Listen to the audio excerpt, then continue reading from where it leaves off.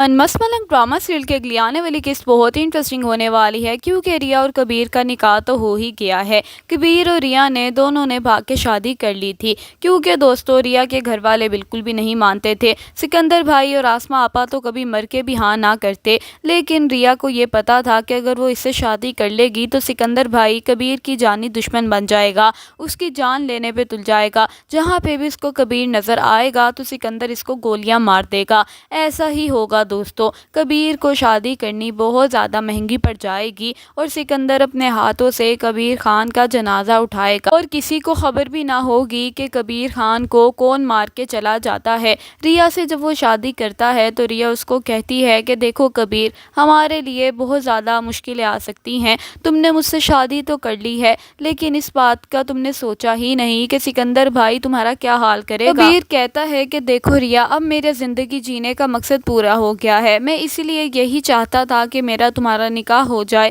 تاکہ میں تمہیں اپنی بیوی بنا کے لے آؤں، اور وہ میں تمہیں لے آیا تھا۔ اب مجھے کوئی پرواہ نہیں، سکندر مجھے مار دے یا پھر جو مرضی کر دے۔ خیر کبیر کو نہیں پتا تھا کہ مارنے والی بات واقعی سچ ہو جائے گی۔ سکندر کہتا ہے کہ دیکھو آسما، ہم نے اپنے باپ کا قتل کا بدلہ بھی لینا ہے اور کبیر ریا کو بھگا کے لے گیا ہے، اس پہ ہم کیس بھی کریں گے، لیکن ان باتوں کو تم ابھی سائڈ پہ رکھ دو۔ پہلے تو میں تمہارا ساتھ نہیں دیتا تھا، میں کہتا تھا کہ چلو چھوڑ دو آسما، ٹھیک ہے پرانی بات ہو گئی ہے۔ کبیر تب بچہ تھا، اس کو سمجھ نہیں تھی، لیکن کبیر نے جو اب ہمارے ساتھ کیا ہے یہ ناقابل معافی ہے، اس کی معافی کبیر کو ہم کبھی بھی نہیں دیں گے۔ آسما کہتی ہے کہ سکندر تم کیا کرنے والے ہو کبیر کے ساتھ؟ پھر سکندر بتاتا ہے، کہتا ہے کہ آسما آج یا پھر میں اس دنیا میں رہوں گا یا پھر کبیر رہے گا، کیونکہ آج میں کبیر خان کو مارنے جا رہا ہوں، اپنے باپ کا قتل کا بدلہ لینے جا رہا ہوں۔ آسما اس کو بہت روکتی ہے، کہتی ہے کہ دیکھو کبیر کے پاس ہماری بہن ریا ہے،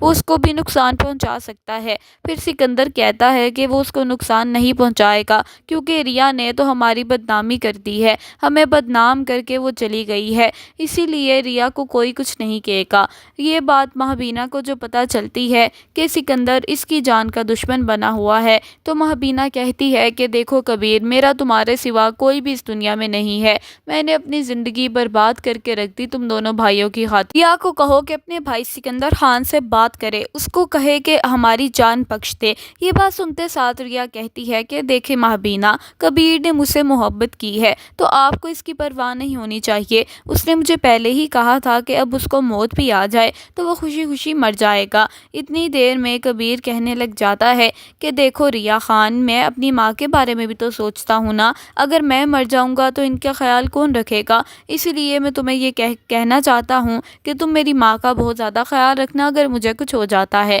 کبیر یہ باتیں کر کے ابھی باہر ہی جاتا ہے کہ سکندر خان اس کو گولیاں مار دیتا ہے۔ اس کو ہاسپٹل لے کے جاتے ہیں تو پتہ چلتا ہے کہ کبیر تو مر چکا ہے۔ اتنی دیر میں جب کبیر کی موت کی آواز آ جاتی ہے، سب کو پتہ چل جاتا ہے کہ کبیر مر گیا ہے، تو ریا کہتی ہے کہ مہابینا اب میرا مقصد پورا ہو گیا ہے۔ مہابینا روتی ہے، چیختی چلاتی ہے، کہتی ہے کہ میں نے اپنے بیٹے کبیر کو منع بھی کیا تھا کہ تم جیسی گھٹیا عورت سے شادی نہ کرے، تم تو یہاں پہ میرا بیٹا ہی مارنے آئی تھی، آج تم نے اس کو مار دیا ہے، آج تمہیں سکون ہو گیا ہوگا ریا۔ ریا بھی ہنستے ہنستے یہاں سے چلی جاتی ہے، ہنس رہی ہوتی ہے لیکن اس کی آنکھوں سے آنسو گر رہے ہوتے ہیں، کیونکہ وہ کبیر سے محبت بھی بہت کرتی تھی، لیکن اپنے باپ کے قاتل کے ساتھ وہ کبھی بھی نہیں رہ سکتی تھی، اسی لیے اس نے اپنے باپ کے قتل کا بدلہ بھی لینا تھا، اس لیے وہ اپنے بھائی سکندر خان اور آسما آپا کے ساتھ مل گئی تھی۔ اللہ حافظ۔